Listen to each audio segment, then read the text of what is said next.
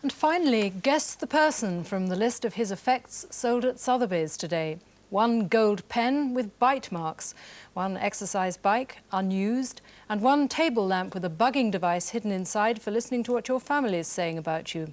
It was Robert Maxwell. ITN's Caroline Kerr reports. 300, 320, at 350. When the possessions of a famous man come under the hammer at Sotheby's, large numbers usually turn up to buy out of affection for the deceased. That wasn't why they were here today. Maybe it was because, like their owner, many of the goods weren't quite what they seemed. The furniture may look antique, it's mostly reproduction.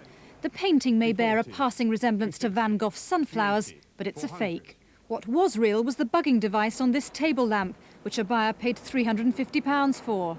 This was actually used in his library to bug his own family, Betty, his wife, and his sons.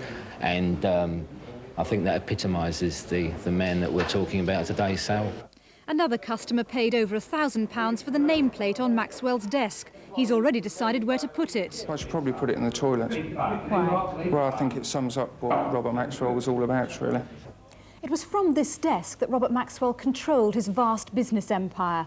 Tomorrow, it'll be on its way to Madrid, to the home of the Spanish collector who paid £5,000 for it. Like all Mr. Maxwell's possessions, now in the hands of strangers.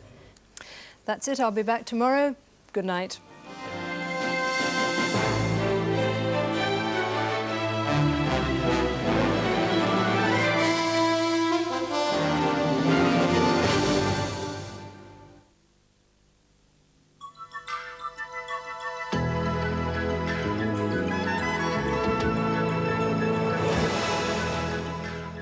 Hello, good evening. Well, today was reasonable by recent standards, but already there's more stormy weather on the scene, especially for the northwest. It's actually going to become very windy everywhere during tonight and tomorrow, but the northwest will have the worst of the weather, with winds up to 80 miles per hour and perhaps some local flooding.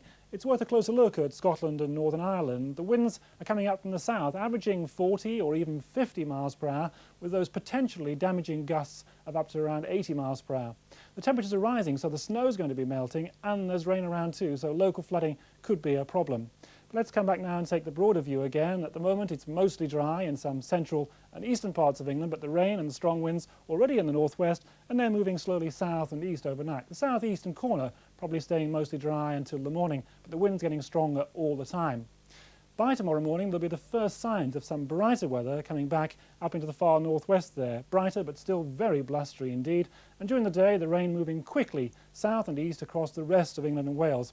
Some sunshine behind, as you see, but the wind staying very strong, and temperatures typically around 6 or 7 once that mild but relatively wet weather has moved away. So very difficult weather, especially if you're out on the roads. Take extra care. Good night.